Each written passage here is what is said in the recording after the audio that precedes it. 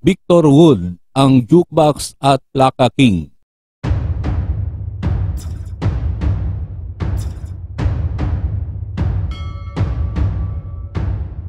Si Victor Nobleza Wood ay isang Pilipinong mangaawit, aktor at politiko.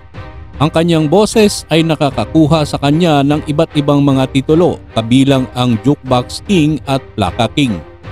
Bago naging mangaawit, nagbida si Wood sa ilang production ng Sampaguita Pictures. Kaanib siya ng Iglesia ni Cristo. Dati siyang nag-host ng palabas na Beautiful Sunday tuwing linggo sa Net25 na pag-aari ng Iglesia ni Cristo. Namatay si Wood noong April 23, 2021 dahil sa mga komplikasyon sa COVID-19. Bago pumanaw ang music icon at tinaguriang Jukebox King noong dekada 70, ginagawa na ang isang pelikula na may kinalaman sa kanyang buhay. Ang Jukebox King, The Life Story of Victor Wood mula sa panulat at pamamahala ni Carlo Cueva and produced ng EBC Films, ang films arm ng Eagle Broadcasting Corporation. Ayon kay Direk Carlo, about 70% na umanong tapos ang pelikula at may mga 6 na shooting na lamang bago matapos ang pelikula. Si Victor Wood ay ipinanganak noong February 1, 1946 sa Buhi, Camarines Sur kay Sergeant Cocky Wood at Rosario Tiangsaring Nobleza. Kilala ang kanyang ina sa buhi at mga karatig bayan sa pagtitinda ng mga halamang gamot at pabango. Nag-aral siya at nagtapos ng sekundarya sa Jose Abad Santos High. Si Victor ay nagsimula bilang isang artista noong 1968. Ang una niyang pelikula ay sa Sampaguita Pictures, ang 7 Krus ng Isang Ina, na ang bida ay sina Rosemary at Edgar Salcedo. Mukhang nakapasa naman si Victor sa standards ng direktor na si Mar S. Torres, kaya noon lamang taong iyon ay nakagawa siya ng 5 pelikula pero hindi pa malaki ang role. Nagsimulang gumanda ang karir ni Victor bilang isang singer nang i-launch niya at i-build up ng Vicor bilang Jukebox King. Hindi lang siya ang ipinanlalaban sa unang Jukebox King na si Eddie Peregrina. Siya ang naging top seller noon ng Vicor at naging panlaban nila sa bentahan ng plaka ni Nora Honor na noon ay nasa Alpha. Doon naman sa Cinema Audio na siyang premier recording studio noong araw na pag-aari ni Jose Marie Gonzalez, halos salitan lamang sa paggamit ng Studio A noon sina Nora at Victor Wood. Maya't maya may recording sila. Si Victor sa kabuuan ng kanyang singing career ay nakabuo ng 14 na album. Nang sumikat na siya bilang singer, sinabayan naman niya iyon ng paggawa rin ng pelikula. Karamihan sa mga pelikula niya batay din sa title ng kanyang mga sikat na kanta. At lahat ng pelikula niya noon pumatok. At noong mga panahong iyon may mga pa-sexy na siyang photos. Nagkaroon pa siya noon ng isang magazine feature na sexy si Victor Wood. Ang tawag noon sa ganon ay mga beefcake pictures na bumenta rin ng husto. Pero sa showbiz, iilan lamang ang tunay na nakakaalam ng buhay ni Victor. Noon kasi hindi pinakikialaman ang personal na buhay ng mga artista. At dahil ang build-up nga sa kanya ay eligible bachelor, ang isa sa pinakatago-tagong sikreto ay may asawa na siya, si Lengleng. Wala rin nakakaalam kung ano ang tunay na pangalan ni Lengleng. Nababalita pagkatapos ay nasa Amerika na rin ito at doon na nakatira matapos na maghiwalay sila ni Victor.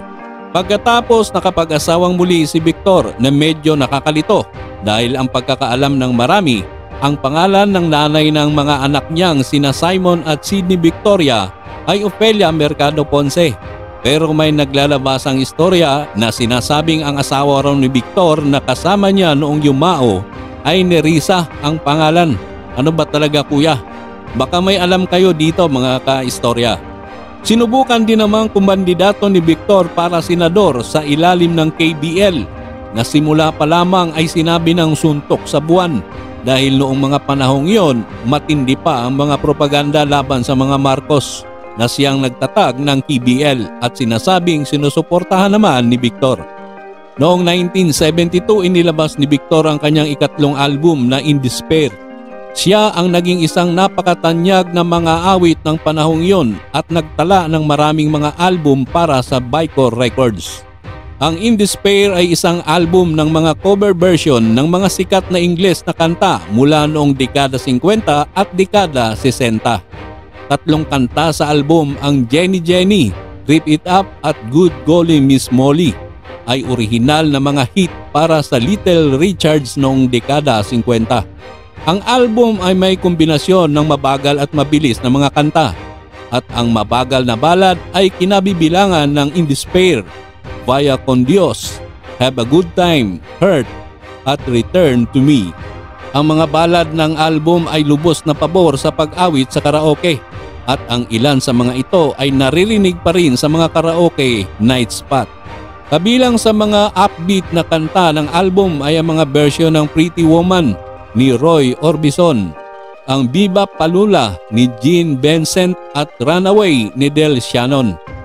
Noong 1974, inilabas ni Wood ang kanyang ika-11 album, Ihilak. 11 sa 12 kanta ng album ay mga awiting katutubong pag-ibig ng Pilipinas na inaawit sa wikang Bisaya.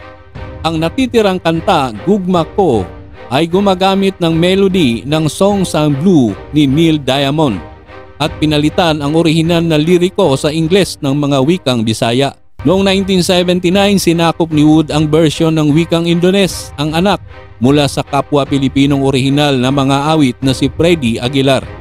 Si Wood at ang kanyang pamilya ay lumipat sa Estados Unidos noong huling bahagi ng dekada 70. Maganda dati ang takbo ng buhay ni Victor sa Amerika. Co-owner siya sa 4 na gasoline station at siya rin ang nagmamanis noon ng Palm Plaza Restaurant sa California, USA. Pinasok din niya ang real estate at landscaping. Pero pagkalipas ng ilang taon ay nabalitaan na lamang na hiwalay na ito sa kanyang asawa at nagdesisyong bumalik sa Pilipinas. At noon ngang 2007, sinubukan niyang pasukin ang larangan ng politika nang siya tumakbo sa pagkasenador, pero sa kasamaang palad ay natalo siya. Kakaibang singer itong si Victor Wood. Bagamat siya ay Bicolano, nakuha niyang kumanta ng Bisaya at maging sa salitang Indones. Mahirap kumanta ng ibang salita lalo na kung hindi ito ang gamit mong lengguwahe. Pero madali itong nagawa ni Victor Wood. Hindi ko lang tiyak kung marunong din siyang magsalita ng Bisaya. Ngunit sabi nga nila, lahat ng bagay ay kumukupas at natatapos, maging kasikatan at kapangyarihan. Shout out nga pala kay Jojo C. Yongko at gayon din kay Radin Nonol. Maraming salamat.